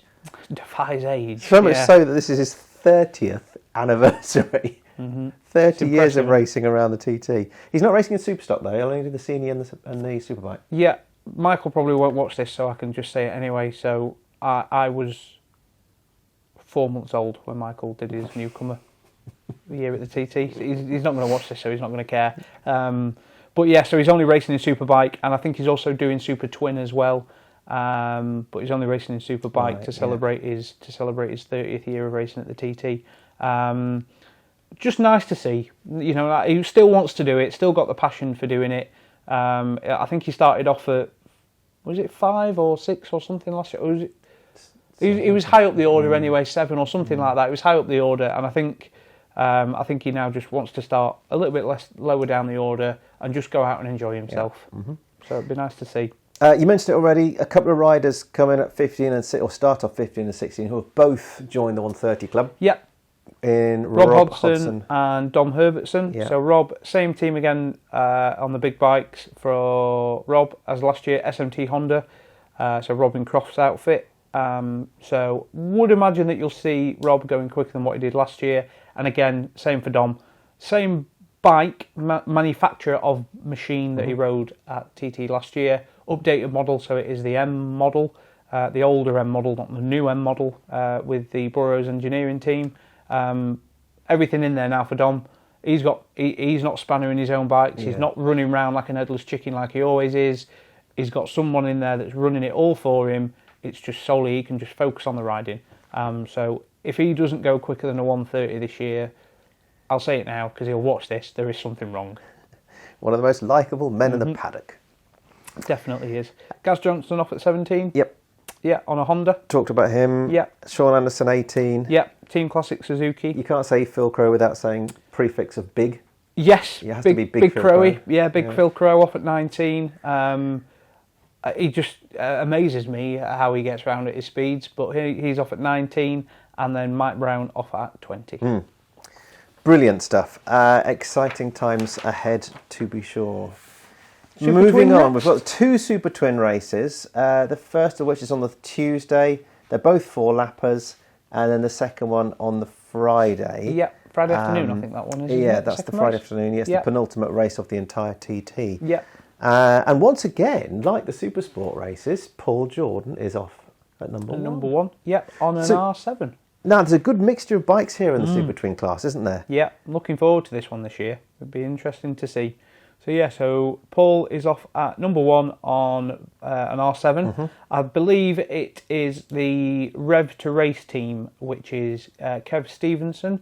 So he looks after all of the R7s in the new National Sport Bike Championship in BSB. So I think he's definitely taken a team over onto the Isle of Man. And Paul is riding one of his bikes. And like we say, starting off at number 1. You just expect that would be the one of the best prepared Yamahas, if not the best. You would imagine so, yeah, you would imagine so. Performed there quite well last year. Obviously, Pete won the second one. The second on Super an Twin R7, on an R7. Yeah, it was a pretty stock standard R7. To be fair, he had such an awful week with it. It was being a bit of a pig for him towards the end, and I think he was quite pleasantly surprised that it took the win. But this is the class where you've got to finish. Yes. You have to finish. Like, you can't have any mechanicals in this one. A bit of a race of attrition, isn't it, as we've seen before. You can't really ride around any issues in this one, whereas in the big bike races you kind of can get away with it. It could be Jamie Coward. He goes off at 2 on a Kawasaki. Could be his best chance for his... Yes. So Jamie got on the podium a few years ago. I think also he got on the podium last year, did he? I can't remember now. Testing my knowledge. Yeah, I'm testing my knowledge as well. I'm sure he did. I'm sure he got on the podium in the first race. I might be wrong. People can tell me if I'm wrong in the comments. But yeah, that is a really well prepared super twin. That ER6 of Jamie's. So I would be 100% surprised if he's not battling for the win, starting off at number 2. Yeah, it is the bike still probably to have, isn't it? Because even in the patterns, or patent, depending on how you pronounce it, it's still that engine, isn't it? Yeah, more or less. Yeah. Very, very strong. Yeah. And in fact, first of the patents comes Pierre-Yves Bien, who starts at 3. Yes, he does. Yeah. He was on the podium last year. He was on the podium last year. Yes, he was. That was quite a nice podium to see that. So Pete won the race on his PHR Yamaha. You then got Pierre-Yves Bien on his pattern in second, who is inadvertently Pete's teammate. So Pierre, we didn't actually mention him in the Supersport running order, but Pierre will be riding a PHR Triumph in that one. I'm not entirely sure what number he's going to be setting off at, probably 21 or 22, 23, something like that. Outside the 20s, isn't it? He's going to be outside of the 20s or inside the 20s, however you want to look at it. But that was a nice podium, and obviously then Brooksy was third as well last year in the second one. A bit of a super twin expert, shall we say. He's always up there in the super twin race, so don't be surprised if you see Pierre battling for a podium or at least a win. Mr. Rutter at 4? Yeah, Michael off at 4 on an R7, his own R7 that he's prepared himself, builds himself, looks after it himself, everything else. Former race winner? Former race winner. Super twin race winner? Yeah, former super twin race winner in 2017. Again, who knows? You've got to finish this race, so Michael might be up there, he might not be, but it's had a lot more development now as that R7 over the last few years that Michael's had it. So I wouldn't be surprised if you see him at least pushing for a top 10. There are none more experienced, that's for sure. Rob Hodson. Rob Hodson off to a pattern now, so he's going to be riding SMT again, SMT racing on a pattern, off at number 5. Be interesting to see. I'm not entirely sure how Rob's going to do on that in the Super Twin race. Again, I keep saying it, he's got to finish the race. Wouldn't surprise me though if you see him pushing for a podium, battling for a podium at least. We all know that pattern is one of the better bikes on the Super Twin grid. It's just a bit fickle, so it'll be interesting to see. But a nice man, Rob. So hopefully, it would be nice to see him on a podium. Deserves it. Michael Dunlop on a pattern. Yeah, again. same bike as last year.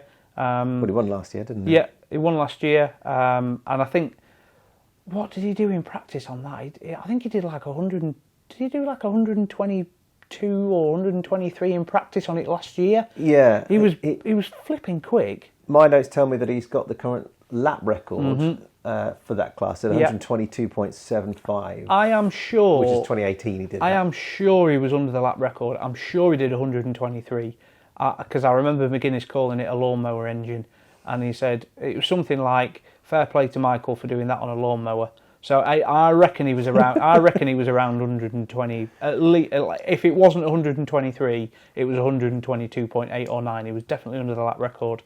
Man to watch in that class. Definitely. He loves that. He loves that Super Twin. He loves that pattern as well.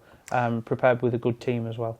Familiar names come thick and fast. 7, 8, 9 and 10. Brooks, Todd, Herbertson and Hickman. Yep. So Brooksy off on a R7, so he's Paul Jordan's teammate on the Rev to Race Yamaha. Again, be interesting to see. I would imagine Josh will have a little bit of time on that. He'll definitely have time on that at the Northwest. Whether if he's going to have much time on it at the Alton Park test will be interesting to see. Again, you will be watching this after the test, so you will know before we do. I probably would imagine that Brooksy may get a bit of a spin out on it there. Definitely the Northwest though. Davey on the Dafabet Racing Kawasaki. Great outfit, aren't they? Yes, the bike that Brooksy took the podium on last year. So that is a good bike. Davey's ridden for that team before as well, I believe, in the past. Right. Knows them quite well. Been out on it already, done a test at Croft the other week. So he's already had a bit of time on that bike. And then Dom off at 9 on a pattern. This actually probably is Dom's best chance of a podium for me at TT this year. Right. That bike, Mike Brown almost took to the victory. I think it definitely broke down in both races. Yeah. I think dramatically it broke down in that second race. He was leading, wasn't he? He was leading by a fair way, Yeah. and I think it broke down just after the pit stop. I think it was something just after the pit stop. I'm sure it was, because they pushed it back up pit lane. But yeah, for me, that's probably the best chance for Dom, especially off at 9 as well, because he's got Pete behind him. 10 seconds for yes. 10 seconds behind. 10 seconds up the road, he's got Davey to chase, and also Brooksy to chase as well. It's Dom's best chance for me. Starting inside the top 10 as well. Hickey on a Yamaha? Yep, same Yamaha as what he rode last year. And one on? And one on, yeah, and one on. I believe, I know he's got a new sponsor for this, but he won't tell anyone. So it must be a pretty big one if he's not telling anyone. So he's got a new sponsor for that one. So it will be a PHR Performance R7 sponsored by, we do not know. But it'd be interesting. That will be interesting to see. His words to me were, "The colours are bright." So there you go. Make of that what you will. So Pete off on an R7, Gaz Johnson off at 11. Yep. On the second Dapperbet Racing Kawasaki. So yes. What's his teammate? David's teammate. I think he was due to ride that last year. Was Gary? He rode it also again in 22, if I remember rightly. Ridden for that team before, so he knows them inside out. So yeah, hopefully you see Gary in the top 10, push him at least for a top 8. You got Mike Brown at 14. Yeah, Mike Brown at 14. We talked about him already. Led the race last year, but we don't know yet. No. What he's racing. No, we don't. Just strange. We don't. Yeah, it is strange. Machinery yet to be confirmed. It says on here, but he's off at 14. Yeah, I'm not too sure on that one. I'm not too sure on the job on that one. Why? I know why Mike stepped away from the Burrows team, and I think basically from what I can gather, one of his sponsors is basically quite rich. So he's putting him through it. So there might still be just getting things in place for it, but we are getting quite close to TT. Who else have we missed there? Stefano Bennetts off at 12. Yep. Always a guy that you've heard about in the Super Twin race. It's like it's his specialty, isn't it? Yeah, it's a bit of his specialty. I think that's probably the only race he actually does at TT, to be honest. Victor Lopez, Santos off at 15. One, probably to watch, is Joe Yeardsley off at 16. Now, Joe won the Manx Grand Prix last year as a newcomer. He impressed John McGuinness to the point of John said he is someone to watch out for. So Joe's one to look out for on that one. On a pattern as well, on the ILR Ian Locker bike. This is his TT debut, isn't it? This is his TT debut, yes. So probably, I say go under the radar. He'll go under the radar in the big bike races and the super sport races. Potentially Super Twin race, you might see him at least pushing for top 10, top 8. I was at a Metzler tyre launch on the Isle of Man recently, Yep. and Milky was there as one of the guide riders, and he puts all of the newcomers through their paces, and he's the man. He and Joey Barton, aren't they? Johnny Barton. Barton, not Joey Barton. Joey Barton. You don't want him. You definitely don't want Joey Barton. Johnny Barton and Milky Quayle putting the newcomers through their paces, and they'd sign off the documents to say yes you can or no you can't race. And Milky was singing his praises. he was talking highly of him, certainly. Yeah, he's definitely one to watch for the future. Yorkshire lad Joey Thompson off at 17. Barry Ferber off at 18 on R7. James Hind off at 20 on we don't know yet. So 19, isn't it, Hind? And then 19. Sorry, what did Evans. I say? You said 20, but 20. that's and then Michael Evans, the local lad. Man. Yeah, local lad off at 20, rounding out the top 20 in the Super Twin race. Marvellous. Do you want to quickly touch on? Let's look at the sidecar, shall we? So it the would be three rude of us winners. not to do that. We've got 2 races, one on the Saturday, one on the Wednesday. They're both 3-lappers. Yeah. And there's a lot of experience on this grid, There is. There's also some young whippersnappers who are literally snapping at the heels of the Birchalls and the Reeveses and the Mollys of this world. So obviously you've got Ben Birchall and Kevin Russo off at 1. Mm-hmm. Used to that. Well, I say used to that. You've seen Ben off at 1 anyway. Slightly different colours for their outfit this year. It looks a lot like a Grassini MotoGP bike, that one to be fair. Favourite, isn't he, really? Ben's probably going to be the favourite heading into that. Depends on how well he's gelled with his new teammate. From what I can gather, they're gelling really, really well. They've just been out actually in France doing a cycle round out in France. DNF'd in the first race, won the second race. Started off really well. Yes. Off at 2, Peter Founds and Jevon Walmsley. They were on the podium last year. They're probably. I think they were in the 120s as well, weren't they? They did a 120 lap in the last sidecar race. And they're under the FHO racing banner as well. Yes, they are under the FHO banner. It's significant because they kind of, you're almost guaranteed that the outfit's going to be a good one. Yeah, definitely. Yeah. Off at 3, Manx pairing, brothers, Ryan and Callum Crowe. Nice, really nice lads, like proper nice kids. They'll always stop and have a chat. They're always smiling. But when it's time to go racing, they are proper. They were in the zone. Highlighted, weren't they, in the TT documentary? Yes, yeah, big style. And obviously come from good racing stock with their dad as well. So I would imagine you'll see them pushing for a podium. They probably should have been pushing for a podium last year if they didn't have a little bit of an accident.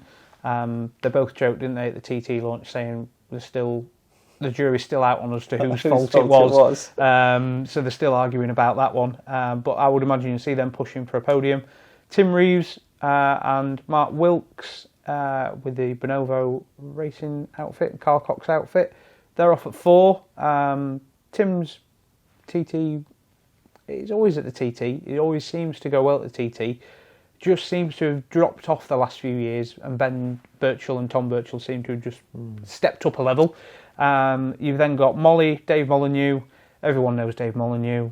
TT hero, isn't he? TT legend. He's got a new teammate, hasn't he? He's got a new passenger. Yeah, got a new passenger for this one, Jake Roberts. Bike. Yeah, new bike. Yeah, so he's not running a KTM that he ran a few years ago. He's on a Kawasaki now, I believe. He's on a 600 Kawasaki. Then the returning John Holden. Yeah. I'm saying returning because he retired on the start line last year, and now he's back again. He can't keep away. So John's back with new passenger. And then off at 7, you've got Steve and Matthew Ramsden. So they are father and son pairing from more or less around my way. 140 mile an hour barrier for the last year they broke.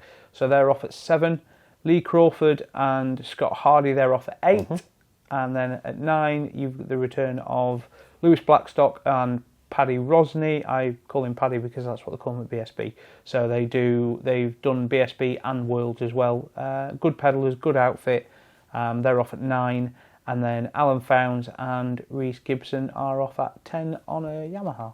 Yamahas, Kawasaki's, Hondas. You never know what's going to go well around the island, but there's a good mix. Good mix, yeah. I do always enjoy watching the sidecar race, especially at the TT. It's always an interesting race. Obviously, no pit stop. It's literally just straight through. You'd be stupid not to put your money on Ben, wouldn't you? You'd be stupid. Whether if he betters what he did last year with his brother Tom remains to be seen. But if he's not at the 120 mile an hour pace, then I'd be very, very, very surprised. A couple of wins under his belt will mean that he's only one behind Molly, who sits on 17. Yeah. So I think he's, ifs, buts, maybes, I think he's got that in his sights. I think he definitely wants to beat Molly's record. There you have it. There's your top 20 roundup for all of the classes. Now, Mr. Burton, if I were not going to the TT, how could I watch it? How could I follow it? TT Plus. Of course. That's the only way to watch it, isn't it? Well, it is the only way to watch it, really, live anyway. So TT Plus. I can't remember how much it is. Is it like $19.99 for something like 15 quid or something like that? I think it's 15, but I don't know. Anyway, TT Plus, it's worth every penny. Oh, 100%. So you don't even... So to get all of the behind-the-scenes access stuff, so like the stuff that they do at the launch, the No Room for Error, I think the film's still on there as well. You don't even have to pay for that. You just have to create an account. and then you only have to pay then, I think obviously either the $14.99 or the $19.99, whatever it is. There might even be a discount code somewhere out there. We'll ask the TT to see whether if we can get one or not for you. You only have to pay for that to watch the live coverage of the races and the practice. It's unbelievable. The quality of stuff that the TT do is incredible. You've seen it as much as I have out at the TT launch. It's really impressive stuff. So yes, I think that is what ttplus.co.uk or something like that. Yeah. So you can also download the app. So I've got the app on my phone, so you can watch everything on your phone. You can also watch it on an iPad as well. I think as well, correct me if I'm wrong, but I think you can get it on your Amazon Fire Stick as well. I think you can. I think you can get it on your Amazon Fire Stick. You've got the radio coverage, of course. Radio coverage, Manx Radio. Yep. You've got the live timing screens. Yep, that's on the TT website. TT live timing, something like that. If you're a fan of the TT, you can't get away. I'm sure you know all this already. Mm-hmm. Yeah, but we'll have all of this in our one-stop. We call it our one-stop shop, don't we? Yeah. But our one-stop shop TT guide. So it'll be updated this week. So with all of the information is on there, from TV times to radio to like literally everything. We cover everything in that. The race schedule, and of course if any of the races do get moved for whatever reason, weather or whatever, but we'll make sure that's updated as well. Mm-hmm. So we'll put the description in the link in the description. And we've also got our YouTube channel has got plenty of content on there already. Michael's been out to the TT press launch and interviewed the likes of, well, you did Ian Hutchison, Peter Hickman, John McGuinness. Yeah. And we've also got, we've got an Isle of Man TT playlist on our YouTube channel. So have a look at those interviews. But we've also got a top 10, I've recorded a top 10 cafes on the island and a separate one, top 10 roads of the island that are not on the TT course. So if you're taking your bike over there or taking your car over there and you want to sort of explore the island a bit more with places to eat or places to see, it is the most beautiful island. And we got to those top 10s by asking the local residents. So we asked our Bi-Social members and Bennetts customers who live on the island for those top 10s. Mm-hmm. Yeah. Marvellous. Right, Mr. B, I'm going to go and continue counting down the days until we go. Yeah, so I think the only thing that's left to remain to be said is follow us on social media. So obviously Facebook, Twitter, Instagram. I say Twitter, it's X. And also YouTube. Myself and Michael will be out there. I'll be out there for the full 2 weeks. Michael's joining me a bit later on. So we will cover as much as we possibly can. We'll be doing our rider diaries that are really popular. So we'll obviously have John McGuinness, Nathan Harrison, who we haven't actually mentioned in this in our preview, because I don't actually know what number he's starting off at. But he's definitely hopefully, fingers crossed, Nathan will be starting TT this year. And also Dom Herbertson, so we're going to, same again as of last year, so we'll be catching up with those guys after every single night of practice or after every single night of racing, just to find out how it's been going for them, what their plans are for the next day, that kind of thing. So give us a subscribe on YouTube, click the bell as well so you always get the notifications for those. And yeah, I don't think there's anything else left for us to cover, is there, on this one? No, that's it. Get out of here. Thanks for joining us, and we'll see you next time.